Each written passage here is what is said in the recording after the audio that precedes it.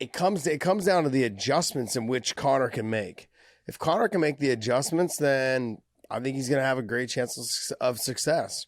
I think he needs to get after the leg first. He needs to dictate that, hey, I kick harder, I'm faster, and I'm also a little bit probably longer than you.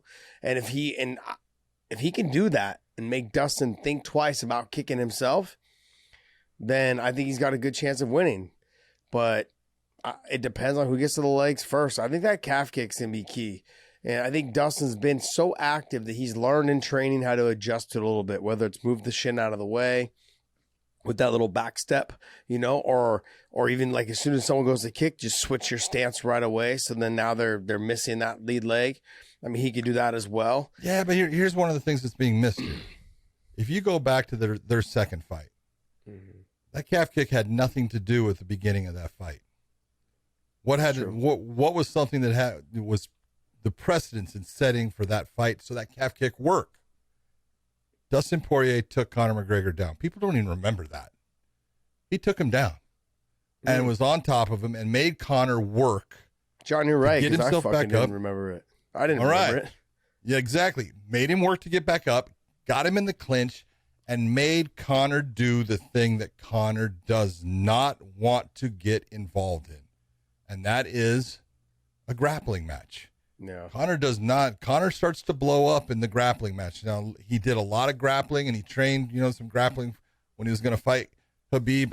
And you look at what he did, and, we talk about that first takedown that Khabib worked for. And everything that Conor was doing really well to stop all of the little, transitions that were going on. But eventually went back to what he does, started trying to strike. That gave Khabib the ability to make that takedown actually be successful. And that was the start of blowing Conor up as far as his arms get heavy. He gets more tired. He's not in control of the pace. Remember I talked about he has got to be in control of the pace of this fight for him to be able to go 5 rounds. And exactly what Dustin did in that second fight, went right out and right away, took him down, and made him get into a clinch, made him actually carry weight, made him have to kind of blow himself up, his arms get a little heavier. That's called being smart. That's Mike Brown in your corner. That's a game plan of let's do this. Now, is he going to be able to do it again? I don't know. I can't say that he is because Conor might be, thinking, oh, he doesn't want to just go out there and strike. This guy's going to try to take me down. I'm going to be a little bit more ready for that in the beginning. And it can be completely different. This fight can go so many ways because the first fight was completely different than the second fight. The way both guys fought it was completely different. The one thing that I'm seeing in this third fight is Conor is trying to bring this back to that first fight, especially in the game of words. He's trying to pull Dustin Poirier into that nice little, combative game of words and get him riled and get him pissed, which he did not do and stayed away from and actually kind of made it to where he was the nice guy going into that second fight. It ain't the nice Conor coming into this one. He's trying to get inside of Dustin's head again. I don't think it's going to be successful this third time.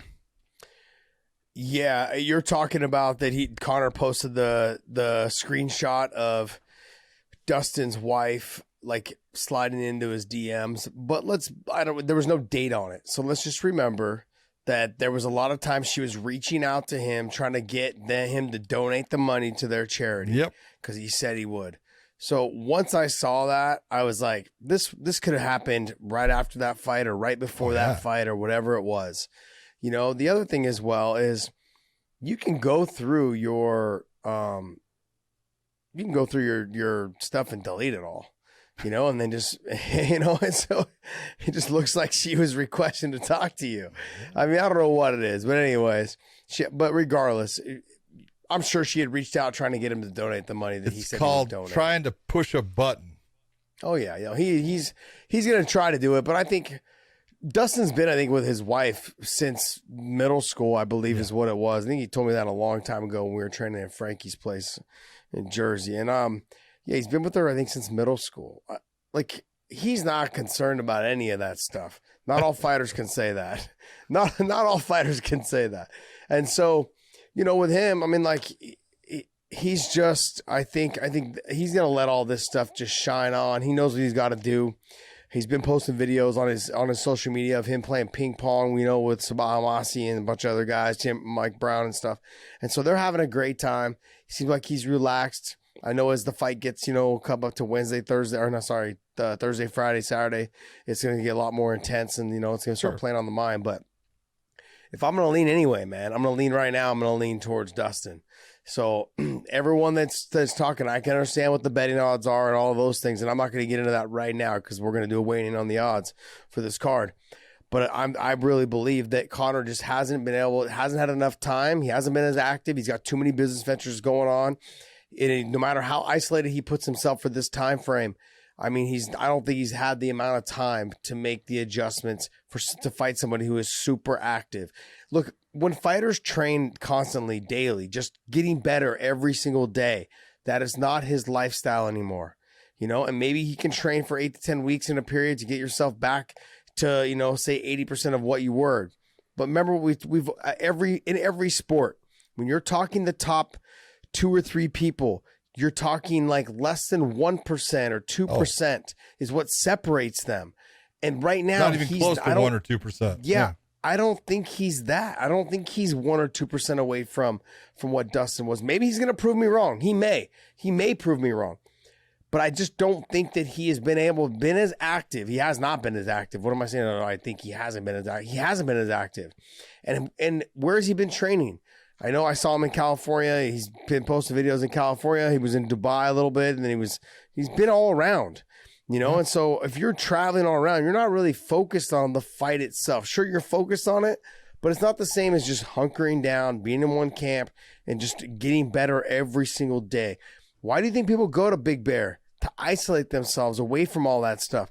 I don't think he has the ability to do that. His idea of isolation is like, okay, I'm going to sit in my room and count my money. So that's my idea. What I mean? Like, boy, that's not a bad way of isolating. No, it's not. But I really believe that he's got his hands in so many different things, and which he should. And I think a lot of people should be happy for him for that. He turns nothing into something. And he's been successful at it, and he's got a great management team around him and all those things with Audie and Paradigm and all those guys.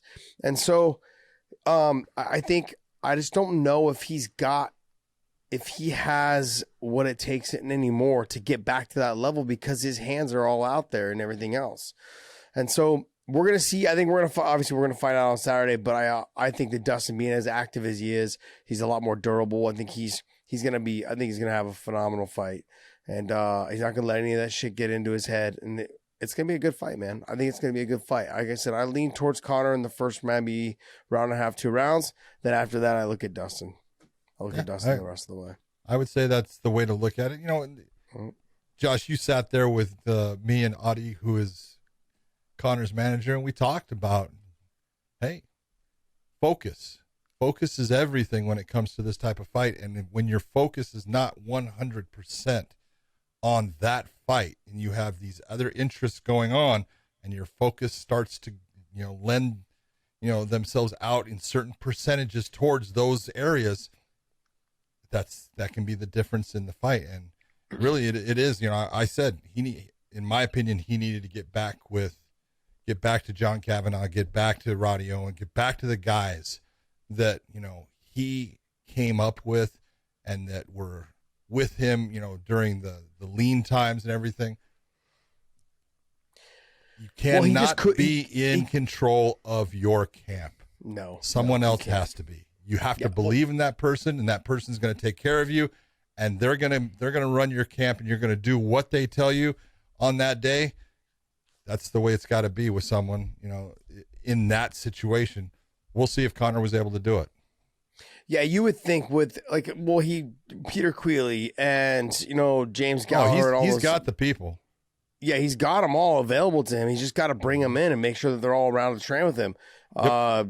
Dylan Dennis and those guys. If you want to get back to that group, I 100% condone it all. I think it'd be an amazing job for you to do that with Kavanaugh and everyone coming all back in. But you're taking them away from their families. You're taking them away from something. They're going to have to be. You've got the money to do it, but it's not even that much. They would probably do it for free.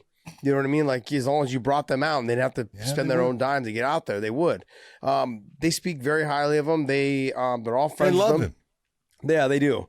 And so when it comes to that type of scenario situation, I just don't even know if it's not even so much the training partners or the coaches. It's just a matter of, like you said, and Audie didn't say anything that made us think that he wasn't. He even said that he needs to focus. He just needs to stay on task. If he stays on task, he's like, he's got all the skills and the ability to beat him.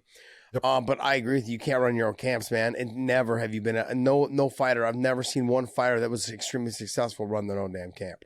It's tough because there are always those days you go, man, I can't do one more. And someone tells you, yeah, you can. Yep. Yeah, you can. You can do one more. Do it. Let's go.